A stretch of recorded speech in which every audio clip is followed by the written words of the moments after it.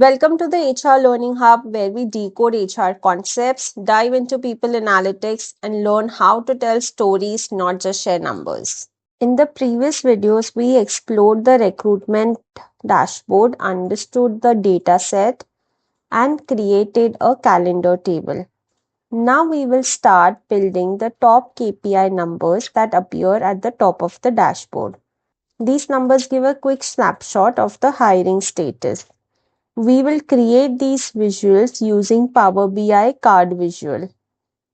A card visual in Power BI displays a single important number. It is commonly used for metrics like total, average, or counts. These visuals make dashboard easier to read because decision makers can immediately see the most important numbers. The good thing about Power BI is that many metrics can be created without writing any formulas by simply dragging fields into the visual. Since we are creating very simple and basic dashboard, especially if you are new to Power BI, we will learn how to do drag and drop first to create a visual. Let's begin. We will get the card first on our dashboard screen. Drag and drop position number to fields. Here it is coming as the first. Go to count distinct and select. So now this gives distinct count of position numbers. In this case, we will get same result even if we select count. But if there are duplicate rows, then this will give different results. This is giving us total number of positions as per our recruitment tracker. Rename this as position. Let's do some formatting over here. General, background, border. Let me change the color for border as well. Increase the width of border. Let's make it a little rounded. We can also add shadow over here. I have made the color a little transparent.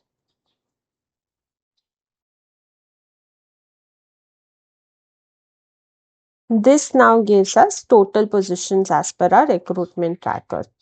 Now, since we have already formatted this, we will copy and paste this card. So select the card, Ctrl C, Ctrl V. The next card that we want is to see how many positions have been fulfilled. So this remains the same. We come to filters. We select open Y/no and we drag and drop this to filters on this visual. So this will filter only the data that is present in this filter and not the entire dashboard. Select N.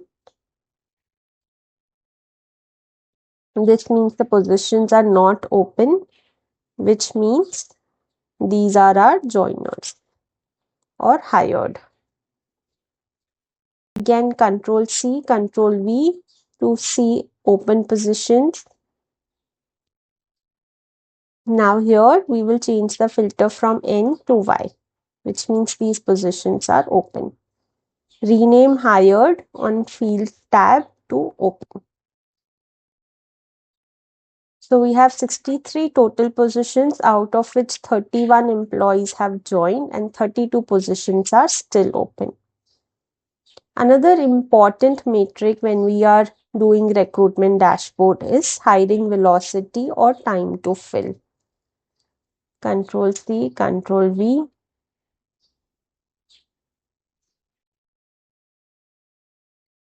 Now, because in our data we already have time to fill, we can directly copy paste time to fill in fields column. Remove the filter of open positions and we get the sum over here. Now, instead of sum, we want average. Now this average is getting calculated by all the positions, including the positions where we have 0, which is what we don't want. We will bring open y/no to filters on this visual and select no. So now this is giving us 77.74 days.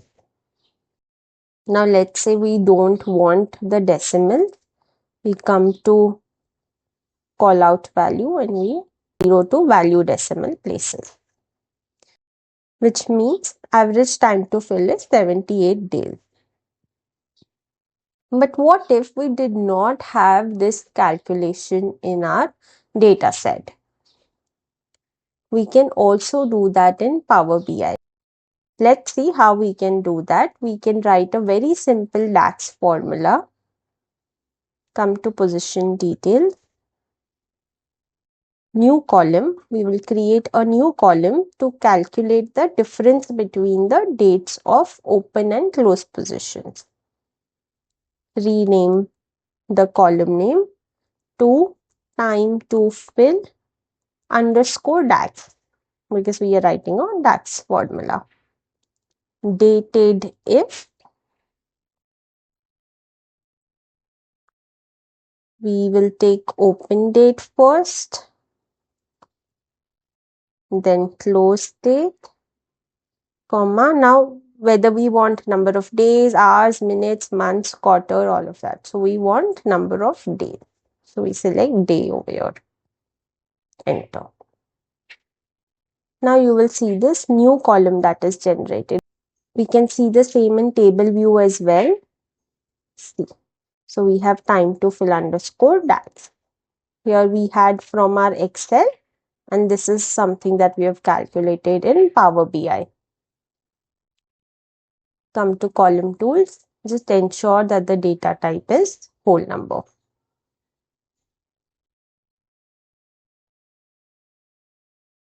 Now come back to the visual that we had created. Let's remove average time to fill from our data set and include time to fill underscore DAX. Come here and select average. So we are getting the same result. Average time to fill. Last card for calculating average of feedback score. Come here. From candidate details, select feedback. Drag and drop to fields. Instead of sum, calculate average. Now over here, we would want to probably see the decimals as well. So we can increase the decimal value. 3.5. 3.5 is the average feedback score given by candidates to the recruitment process. We will do some slight formatting over here so that everything fits in our top line. The KPI cards help quickly gauge the recruitment status. In the next video, we will start building our visualizations, recruitment funnels, source mix, vacant positions, and this will help us identify which hiring sources are actually leading to conversions of candidate into hiring, which are the positions where more effort needs to be put in. You can find full recruitment dashboard series in the playlist and link is mentioned above. If you're finding my videos helpful, please like and comment. This motivates me to create more such content. Also, in case you've not subscribed to my channel yet, please click on the subscribe button. Bye-bye for now. Until next time, keep learning.